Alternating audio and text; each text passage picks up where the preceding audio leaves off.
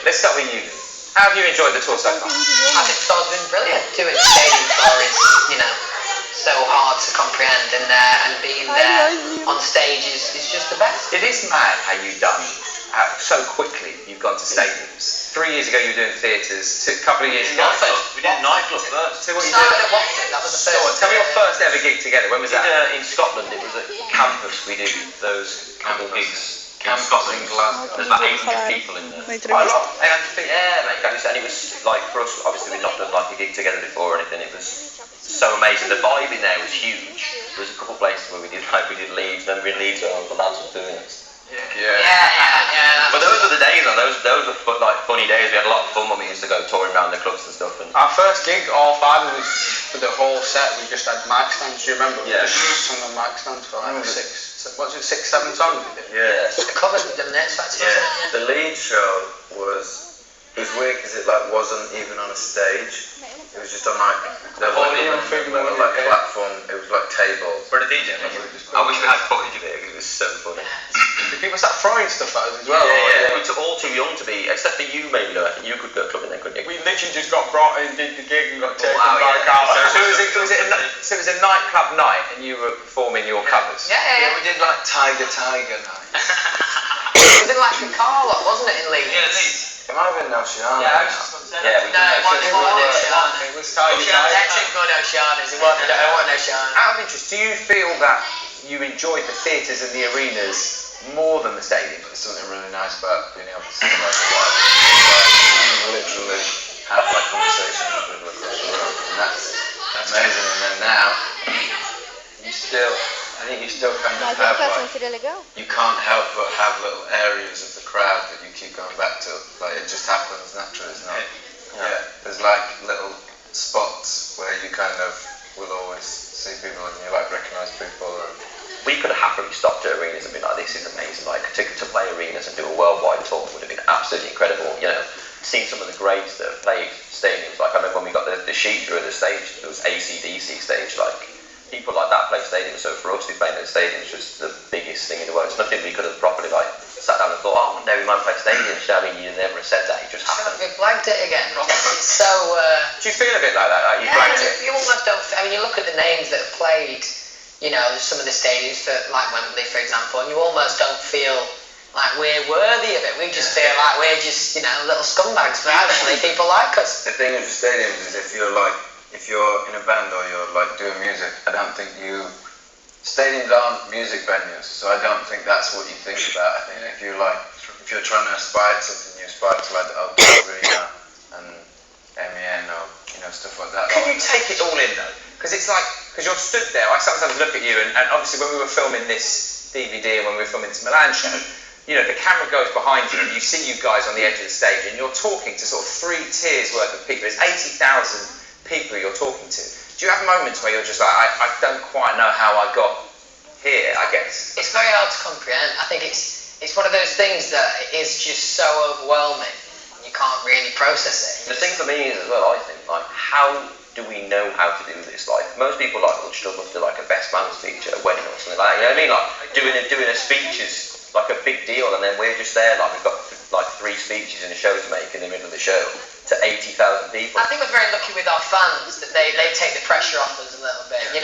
They're very forgiving. If you fall over, you kind of feel like, you've been there. You kind of feel like they've got your back. So you do have that kind of security while you perform. Because I do feel like speaking and singing are two like completely separate things. Why do you feel more? Tell me about you, because because I feel like they're completely different skills. Like when I go out, I can sing, do whatever, not be phased by it, by walking around the stage singing. Then the minute I have to speak, like my brain just kind of just fails on me and kind of just puts 100 different words in my head all at once. Do you feel that even now? Not all the time, but just like if you, like you were saying, like when you look around and stuff and you're trying to take it all in and then you're like, so many people here, kind of just adds a bit of pressure. Do you think it's easier for you, and all of you really, but Zayn, do you think it's easier to just try and not overthink it? Is it sort of easy? Because I guess if you stop and you think, oh my goodness, 80,000 people are here and they're here for us, I guess it sort of plays with your head a little bit, right? Yeah, that's what you find. That's why I personally find it easier to bring the other boys in when we're talking. Like, I'll go over and talk to Niall because I'm talking to Niall then. Yeah, there is 80,000 people there, but at least I can have a conversation with Niall and, you know what I mean, it might be a little less daunting. I just get too excited. I kind of become the hype man, where we just all the shouting, trying to get the crowd. So, but I just try and like manage the crowd in a way and get them buzzing. Do any of you get nervous before a show? Anyone that tries to tell you that they're not nervous it's a no, because you do get like butterflies a little bit. But I find myself more so now, the further we've got into the tour, more excited about going on stage, because I find that when you do your own show, you know what kind of crowd we're going out to. Everyone knows like the One Direction crowd is crazy and like that, so you kind of build yourself up for that instead of, what's the point of being nervous, because as Louis said, the fans will have your back no matter what you do out there. Some of the passion that they show is like beyond anything. I remember in Brazil we met this group of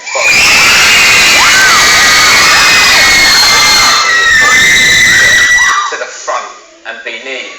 Do you compute that? Do you think about that often, or is it just are you just very grateful for it, or do you just try? I mean, the dedication to you is amazing. The dedication is amazing. It's just impossible to understand or comprehend, because to put you in that position yourself, you'd have to be a very arrogant person to understand it, I think, and it's just impossible.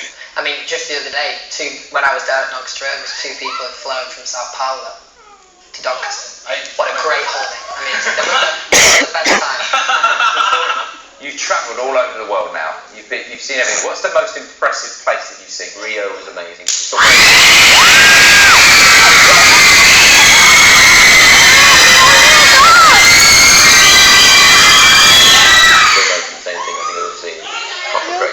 Which are your places, Harry, that you sort of are most keen on you've seen?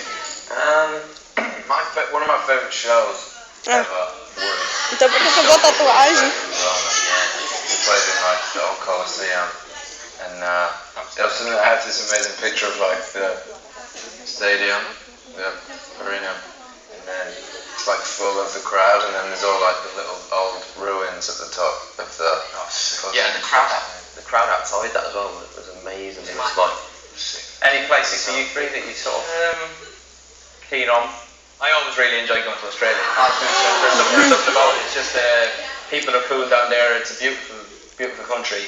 The lads can go surfing and that. We play golf down there. It's great. And obviously, from the first time we ever went down to Australia, the second we set foot in the country, the fans have just been ridiculous down there.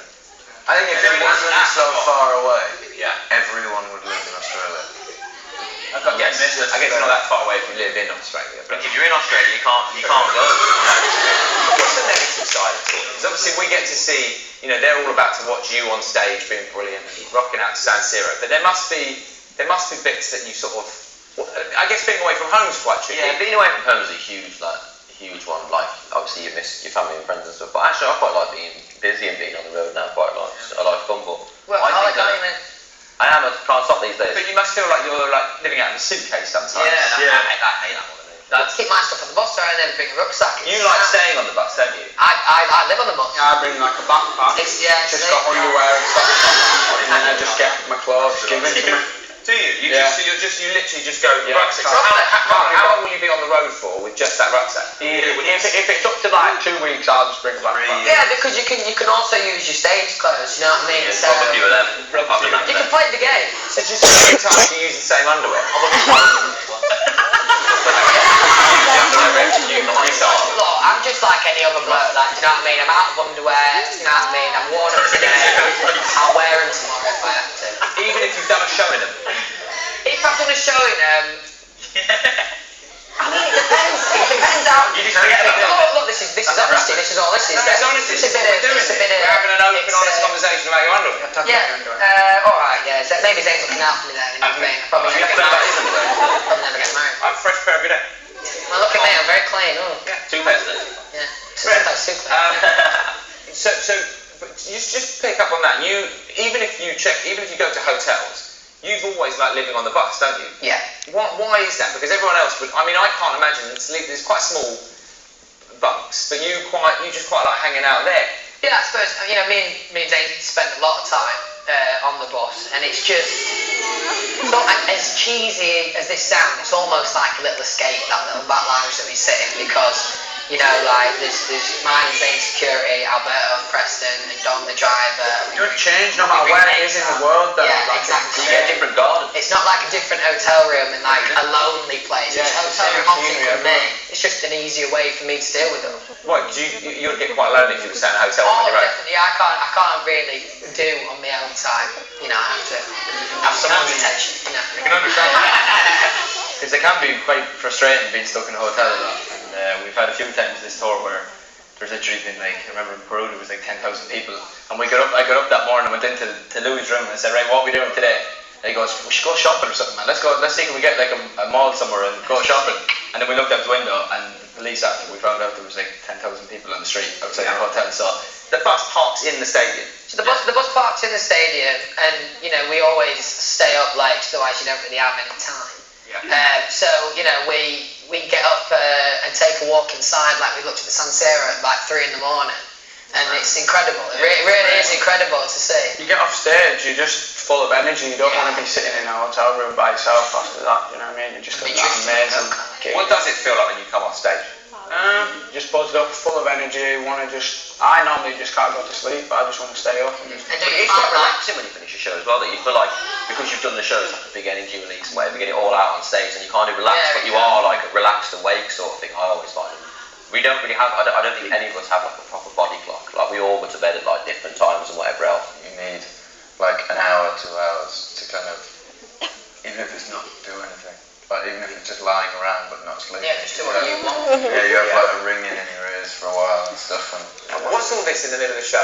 You're the only band I've ever seen that goes for a week. So cheeky, isn't it? In the middle of a show, you're going for a week. It's always in my speech, mate. I'm left there and I've already said all I can say, and then he goes off the stage, I'm looking round. I think we all think the same thing, because I always think, oh, just nip off for a week. I actually normally tell you, oh, just go for a week.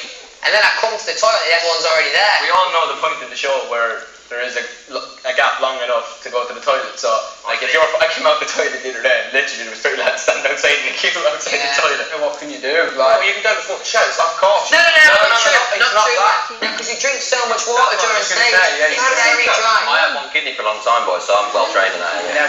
You never had one kidney for me. The world. Could have been a bit. When you were a child, somebody said you had one kidney. It was confirmed that one of my kidneys was scarred, right? But then when I went to doctors in Harley Street when I was 18, We were told